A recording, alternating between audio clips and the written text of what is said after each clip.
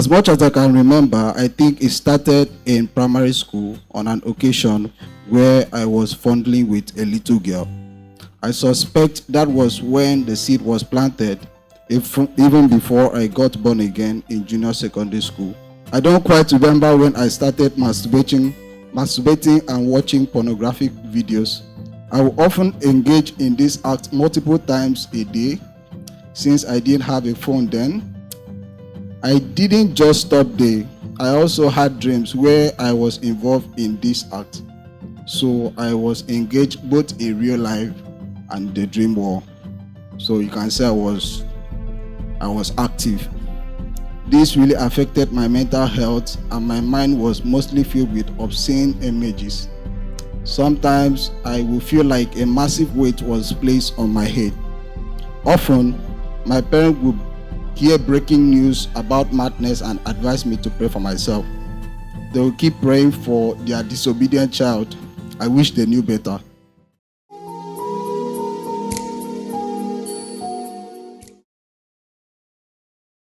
I thank God for deliverance from the bondage of masturbation and pornography. As much as I can remember, I think it started in primary school on an occasion where I was fondling with a little girl. I suspect that was when the seed was planted, even before I got born again in junior secondary school. Precisely. Before then, I didn't think I had any knowledge about pornography until junior secondary school when a guy introduced us to these things. Now, I'm not really certain if this was when I was introduced to pornography, but this I know I was introduced. The introduction was made, and you can't take that from me. From that time onward, my life took a new turn. I don't quite remember when I started masturbating and watching pornographic videos, but I know that I was deeply involved in it. Believe me, I will often engage in this act multiple times a day. Since I didn't have a phone then, I will use other people's phone to watch them. Was when I got my own phone, because I was now alone with these things. I wasn't alone. I had help. I will engage in this act several times, both day and night. The time of day was not a factor. I didn't just stop there. I also had dreams where I was involved in this act. So I was engaged both in real life and the dream world.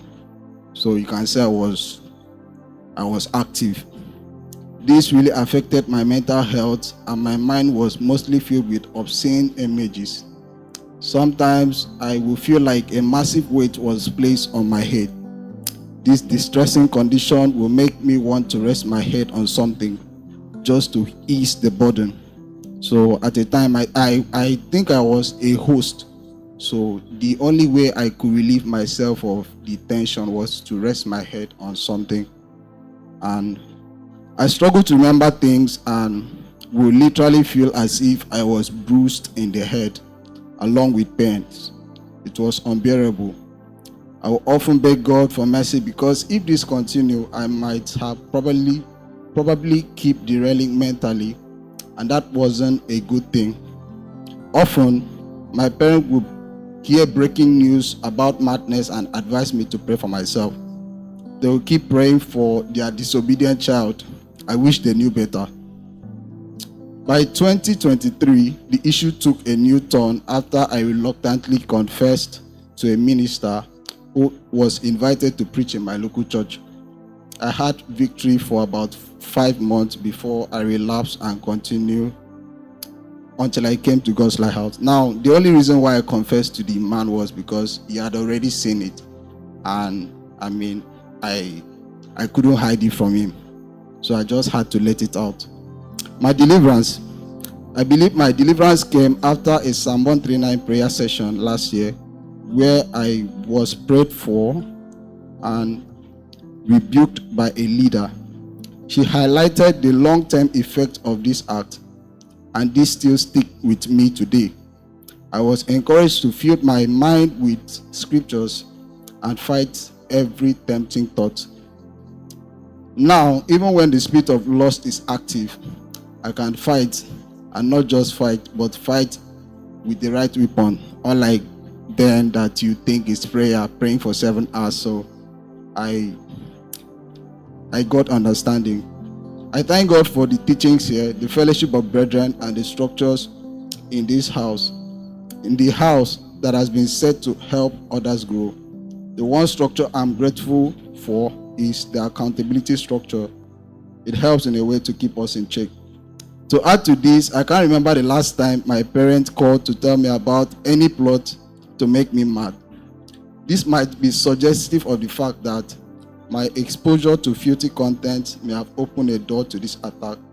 And I thank God for these things. And I say, may His name be praised. Amen. Thanks for watching. For more stories of God's transforming power as well as all the life-changing content, do check out the links in the description. Please do not forget to subscribe, like, turn on your notification bell, and share. God bless you.